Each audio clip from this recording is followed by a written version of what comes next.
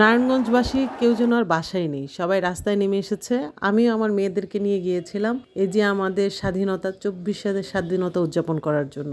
আর এখানে আসলে অনেক মানুষ ছিল, অনেক মানুষ ছিল, ভিডিও দেখে বোঝা যাচ্ছে না কত মানুষ ছিল।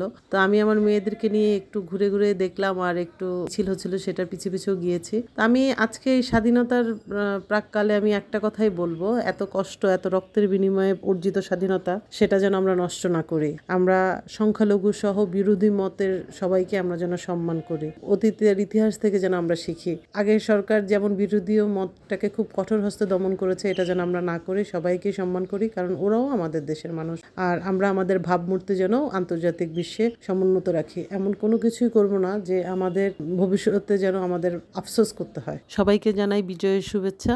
আল্লাহ হাফেজ।